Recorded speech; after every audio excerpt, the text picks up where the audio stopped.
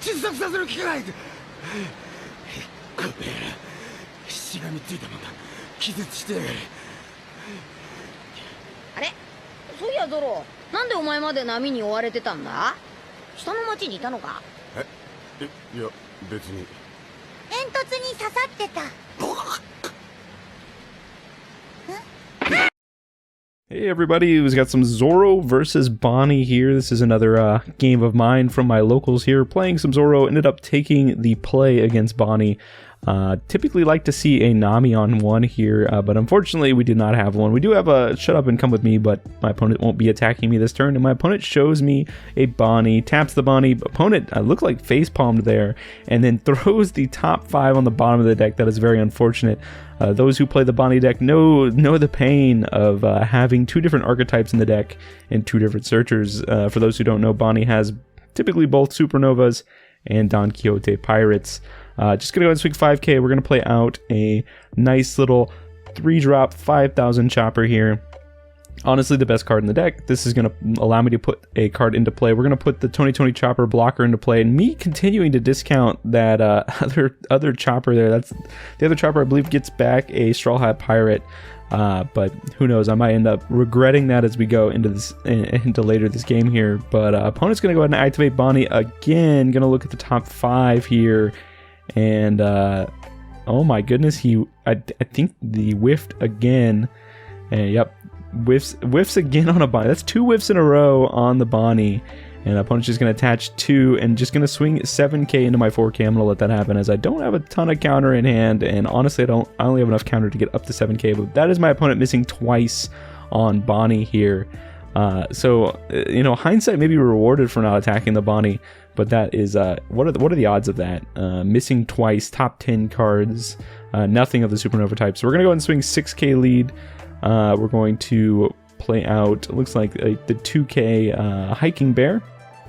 And we're going to go 5k, and the reason we did this is we're just going to play out the other chopper, and then we're going to leave up the Shut Up and Come With Me. I have 2 in hand now, so I definitely need to save some for that, and we're going to pull it out a Robson, I think is what the name is of that other card. And so now we've got 2 choppers on board that are just going to continuously put into value here, and next turn we're going to pick off that Bonney.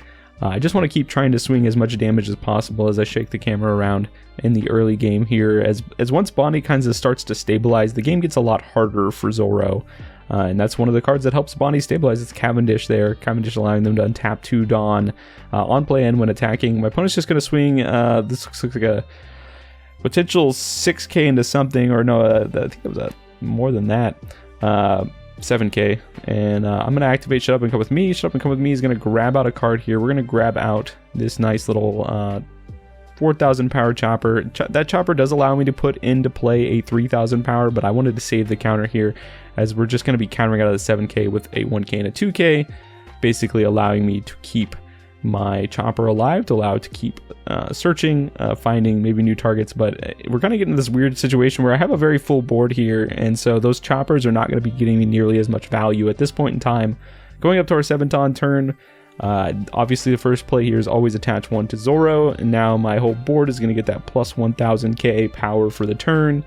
Likely what we're going to do here is just send some 7ks. We're going to attach 1 to Hiking Bear, and I kind of made a misplay here. Bonney does have 1 Dawn up, Bonney does arrest things, so I could have waited to do the Hiking Bear until after Bonney attacked, and I decided I kind of wanted to attack in a different order here, because that chopper is just going to bring something out and potentially put something into play, or put the dot on top 5, which means I lose another character on board that's going to be able to attack. So I made a little bit of a misplay there. I should have waited to activate Hiking Bear until after I swung, so I could have at least given something that could have attacked that plus 1000k power, but unfortunately kind of walked into that one there. Bonney's a weird matchup for sure.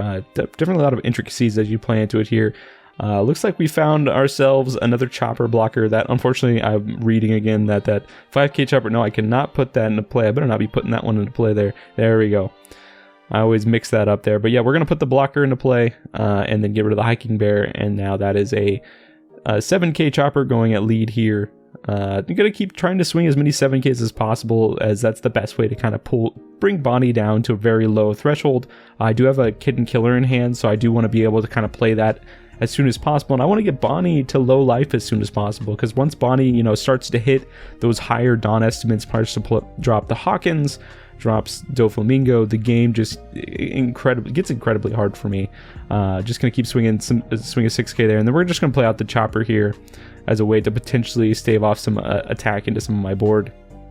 Could have opted to just swing higher, but my opponent did end up giving me quite a bit of counter there, so I'm happy to see that as well. Getting cards out of hand is also just fine. Opponent's going to play out one of the best cards, I'd say, in the matchup, and that's Carrot. Carrot's going to come down and freeze one of my characters, going to freeze that chopper. Opponent's going to go ahead and swing a 7K into the other chopper. Now, I could block here, but my opponent still had a lot of Dawn up, as well as an attack with Jewelry Bonney, so it's very unlikely that that chopper would live, even if I blocked it. I don't have any counter in hand, so I'm kind of in this awkward situation where I'm kind of running out of resources. The Bonney is doing a very good job of not touching my life. Starving is the term that they use, which is a great strategy against Zoro, just dealing with board and not dealing with their life until it kind of gets to the late game where you can kind of finish them off. And that's kind of the way I play into Zoro as well, so I definitely know the strategy. Unfortunately, that Bonney stopping the chopper from untapping is going to be incredibly hard for me, as I just pick up a Sanji 2K, and I'm kind of sitting in this really awkward position where I just don't have a lot to do. Earlier, I felt like I had too much on board, and now I feel like I'm in the opposite side of it here. So likely what I'm going to do is just start with and just try to just swing some 7Ks potentially. Opponent's got a few cards in hand. I could potentially switch and try to deal with board. I could try to take out the Cavendish here, but for Zoro, me just go face, right? So opponent's going to go give me an 8K counter out of a 7K hit. I think opponent only has 2 cards in hand now. I definitely could switch. I could pivot here and try to take out the Cavendish, and that could be a play. That Bonney's also sitting around here. My opponent was very smart in not using the Bonney on the turn that yeah, so opponent's going to activate here, going to rest the chopper. He did not do it the first time, but he can do it on the second attack. And we're just going to play out the Kitten Killer. Kitten Killer is going to go ahead and swing 9K into lead here. Opponent's going to take it. And now we're kind of sitting at this situation where opponent's at 1, but opponent has some bodies on board. And not only that, they has very applicable bodies here. Pulling down a Shanks. Shanks is going to clear up the chopper. Opponent's got a Cavendish that's going to be able to swing 7K into a 5K and untap 2 Dawn. I'm going to lose my thing there, and my opponent's doing all this, and I'm forgetting that I have a Just Shut Up and Come With Me, and I remember it now, and I think I actually, to put some better thought process, I actually waited to do this because if my opponent has another attack, he could potentially just clear whatever I put into play. So using it on the last attack, which ended up not even mattering because I didn't reveal an animal off of it. But in this situation where your opponent only has 1 attack left, kind of save your Just Shut Up and Come With Me for that specific attack. That way it comes into play tapped. They can't interact with it, and then you'll have it as an attacker on the next turn. You'll notice my chopper doesn't stand back up because that chopper is frozen by Carrot. Carrot continuing to be the bane of my existence in this specific matchup. And now I'm at my 9 Dawn turn. And so my current thought process is this. All right, my opponent's got a board. My opponent's got a lot of interaction. He's going to find ways to draw cards. I'm just going to go 10K lead. And I'm playing into 1 out. I have 3 copies of it in my deck. Though if you'll notice, earlier in the game, I did bottom deck 2 copies of it. And that's the unblockable effect. So Diable Jambe, which is the event that gives my Straw Hat character unblockable. There's also the 5-cost Luffy that has Rush and unblockable. And those are my outs. That's what I'm trying to play into at this point because it's not looking good for me here. Opponent's going to swing 7K into my 4K. I just don't have anything to get out of that. I've got a Radical Beam and a 2K, but those just aren't going to do what I need them to do. Opponent's going to go ahead and swing 6K at lead. I'm just going to take it because I'm digging for something here. I'm digging for that Luffy, which is pretty much my only out at this point because I did put the 2 Diable Jambes on the bottom of my deck. I did manage to find a Nami off the top of life here, which means Nami could potentially search to try to find that Luffy or that Diable Jambe. So now this is our turn. We played in such a way to try to end the game with the Diable Jambe. We did not see it.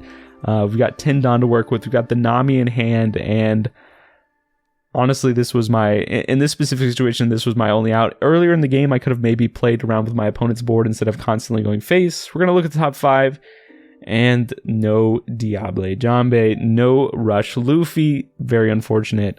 Didn't hit any out of life, didn't hit any off the top 6 of the deck, including my draw for turn. And this is very unfortunate. So now I kind of take this time to ponder what I could have done differently in the game. And I think that one pivotal turn where my opponent had 2 cards in hand, maybe I could have sent some attacks into the Cavendish instead of playing to life here. Yes, my opponent maybe would have been at 1 or 2 additional life, but that Cavendish really just let my opponent run free, basically having Dawn open every single turn to constantly tap down my things. So honestly, I think maybe that, and then I might have had a window to take out the carrot as well. I think that was before my opponent played any blockers. That carrot also ended up being a big problem and being just what my opponent needed. We are able to play the Nico Robin to at least take out the Rosinante, but my opponent still has the Hawkins, and yeah, that's another blocker I got to get through. You know, I could swing above it, but my opponent's just going to counter out of it. I have no blockers. I've got 1k, 2k, 4k plus a Radical Beam in hand, so what else can you do in this situation but just swing 9k? Opponent's just going to take that, and my opponent is perfectly set up to go for lethal here. You know, sometimes you just got to play for heart of the cards. I was playing to find some kind of unblockable play, because that's usually the way you enter in. Oh my goodness, what a slap to the face. My bottom life was Monkey D. Luffy, my only copy of Rush Luffy in the deck. Like I said, I bottom decked the 2 other Diable Jambes, and unfortunately, it just wasn't in the cards for me. Sometimes that's just how it is. Bonney played a really good game, and yeah, sometimes it's what happens, and I let Bonney get too far, and Bonney was able to clean it up. That is the game. If you like this type of content, definitely subscribe, and we'll see you in the next video.